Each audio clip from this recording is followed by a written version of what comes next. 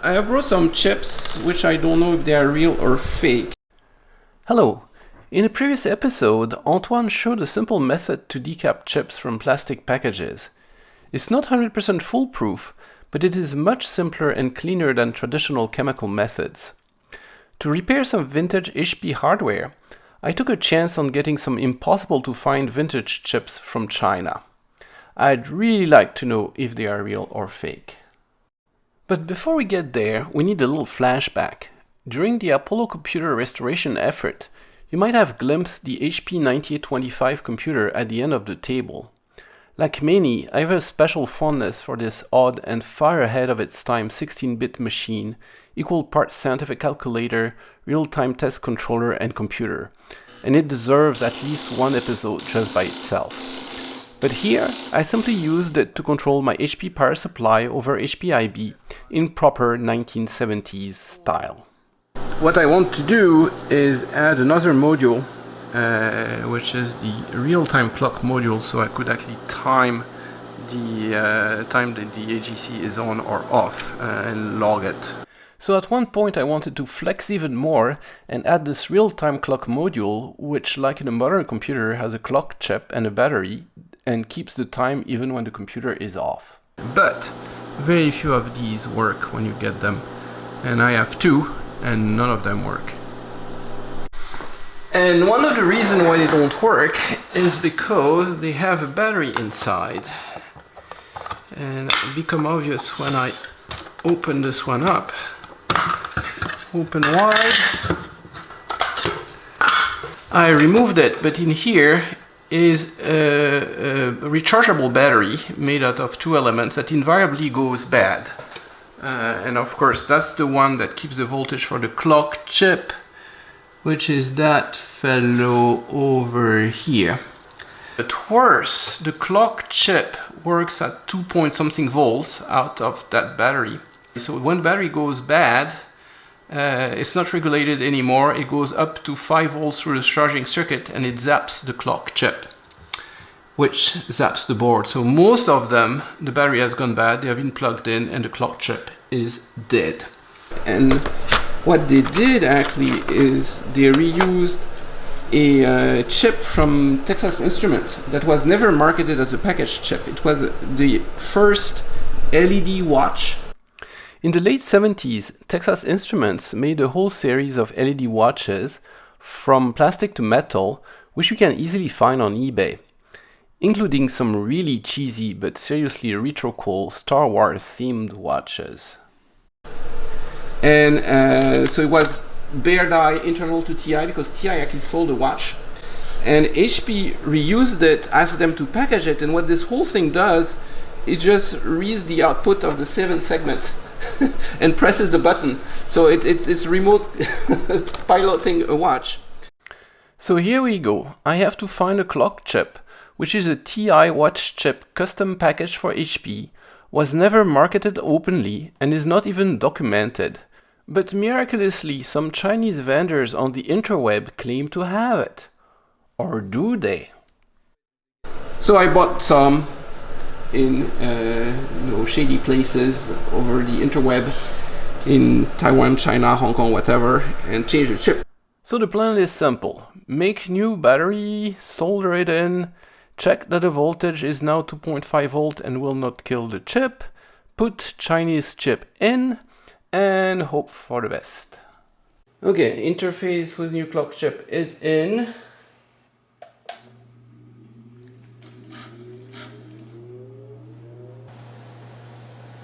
And now it's a big moment as it read the time from the new chip.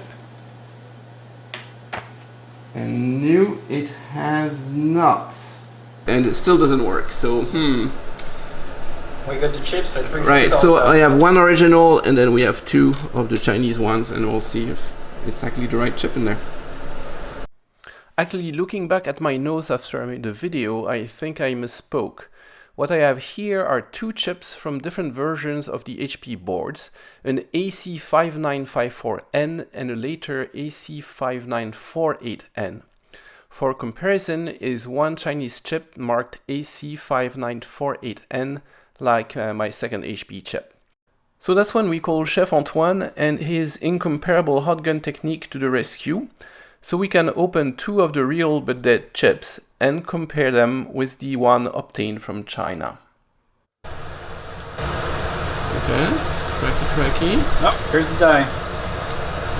There it is. So now we're going to push it from the other side. It's all there. Clean it quick. It's all there.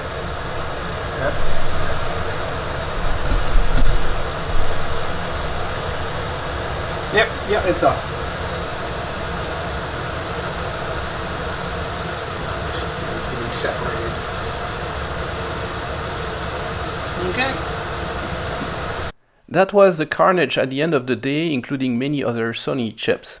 We did recover two intact 5948 clock chips, the HP original and the Chinese one, and a broken part of the earlier HP 5954 chip. So finally the moment of truth, under the microscope it goes, starting with the original clock chip. There it is in all its beauty. And it took Master Ken only 2 clock cycles to identify some very unusual 1970s IC technology. So what do you think, Dr. Ken? Well, it's not what I was expecting. It looks like bipolar transistors, and there's a whole lot of circuitry. I think it's not TTL, but integrated injection logic, which was a short-lived way of combining the speed of bipolar with the density of MOS. So it's low power consumption chip. That Well, should be not- CMOS, shouldn't it? Yeah, that's what I was expecting, a MOS chip. I could not find any logo or part number, but what I did find is a little TI on it. So let me see if I can pull that up for you.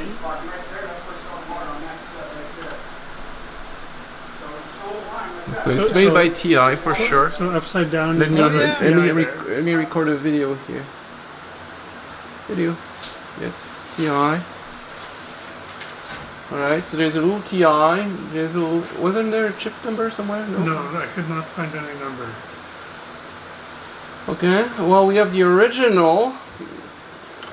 So there's a lot of circuitry in here, and it's, Oh, wow. it's plausible it's a clock, but I, can't Maybe it's reverse engineer it just by sight. It's a copy of our Soyuz clock. That's why there's so much stuff in it. Wow, yeah, it is quite. Oh, it's nice. It is pretty. There's some little epoxy grains, but that's pretty much it. No, it's a clean Yeah. finish here. So, yeah, there's a few dirt parts. Yeah, so we know what the chip does, and you should have. So it's a clock. So it has an oscillator, some counters, some There's 7-segment drivers at the other yeah. end. Well, there was like 4 repeater parts, which could be drivers. So I will take pictures. So- or I'll give it to you so you can. So does the clock use an external crystal? Yes, it does. And I can tell you which. Oh, except we didn't look at the pen. Like there's four times the same things. Yeah. Okay, Master Ken strikes again and has spotted injection logic. Let's try our Chinese chip. The recordings. What do you say? rotate it? Similar? Yeah. Well, it's the same. Uh-huh. the same die. So that was a real I'll put it chip. right side up. Are these static sensitive too? The injection logic? No. Yeah, it's It's like the same. bipolar transistors. Okay. So. You're kidding me. Okay. Let go me see ahead. if the logo is in the same spot. Yep. That's an actual chip. Wow. Okay. So I need to make a better repair. The package and the marking, they are really, really good. Like Okay. I have not seen a fake that has been Right. that well done. And So they manufactured a very convincing looking fake die. yeah, Somebody painting all the features on it. it's like So there's the same TI logo. It is. The layout looks basically the same. Yeah, we have the 4 repeated blocks. Yes. My goodness. So I'll be darned. Is something else wrong with my? So could, if the Locomotive. 5-volt blew out the chip, could it also have blown out any of the HP circuitry downstream from it? Don't know. We'll have to. So the next step is to to have an extender and to do logical analysis on I it. thought you'd use a proto board and Ken would wire up the Oh, chip. we could. And that way you can verify it's, doing LED segment outputs and all We have more of those chips. And Ken is looking at the fragment of the broken one, which is an earlier revision of the chip. But same functionality, just pin out is slightly different. But it looks... It looks the same as far as I can tell. So the fault's somewhere else. Yeah. Well, I mean, there's no guarantee these chips work, but And this one you can see that the epoxy, Yeah, it's not as clean. I was struggling to. right, the epoxy stuck on it. Oh, look, it cleaved around the planes. Ooh, look at this nice crystal plane. It's pretty hard to cleave silicon, but you managed. Yes. Look at that. Nice geometric cleaving. That was not wanted though. Well, but that's enough to do what we what we you got want two to good do, chip, yeah. and we confirmed that the third one is the right thing. Yeah. So that's just enough. Yeah. Look at that. Yeah, so you can tell why the epoxy stuck on it. I check it off as a success here. There you go.